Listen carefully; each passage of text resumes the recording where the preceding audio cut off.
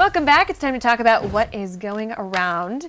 And this is our weekly segment, of course. So we bring in a local medical professional to find out what kind of issues they're seeing in patients lately. So today we have Carrie Hair, a Minute Clinic nurse practitioner, who is discussing with us Impetigo, which is a contagious skin condition that affects young children. Is it just in children, or can adults get this too? So adults can get it also, and then really you can get it at any age, but it's just very common in young children, and it's because they tend to spread things more easily because they like to touch and then touch other things. They don't have good hand washing skills, things like that. That makes sense. What does it look like, and is it just based on touch? Is that how you get it?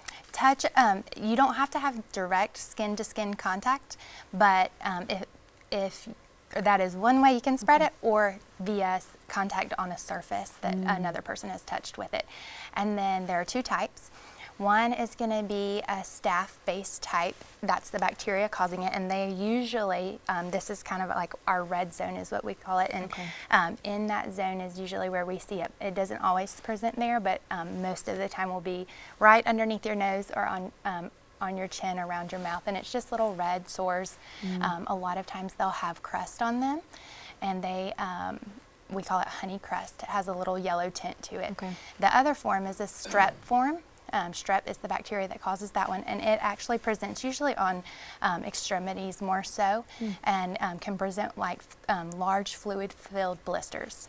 Oh, that does not sound good at all. So if you start to see those types of symptoms, you got to get in right away. And a lot of times, many people will dismiss the ones on the face the most. We see that a lot, and it's because kids will pick at them or scratch at them because they do tend to be pretty itchy or painful, and so they tend to want to touch them more and then spread them by sharing them with other things. Lysol everything.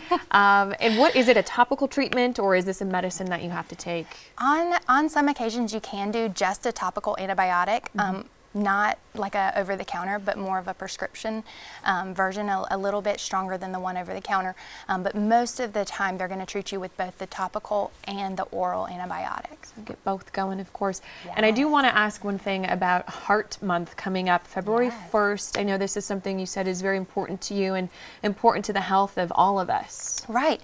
Many people in the United States don't know their basic numbers, meaning that whether they don't prioritize their health, or they just don't have time, or they don't have the funds to make it happen, they may not know if they have high blood pressure or high cholesterol or even diabetes. So we really like to focus in February, and we like to offer free screenings for that. So the first 3 Thursdays in February, get your appointment at the Minute Clinic, and you can get a free screening, completely free. You come in. We prefer that you would fast 8 to 12 hours beforehand. That's the most accurate numbers that you can get when you fast before, but you don't have to be fasting. So if you just come on the spur of the moment, come on, we would love to have you. Yeah, that's such a great opportunity for people to come and get that done. So thank you, Carrie, for being here today. We always appreciate the insight and the tips, important information. We do want to send things over to Chief Meteorologist Kendra Kent,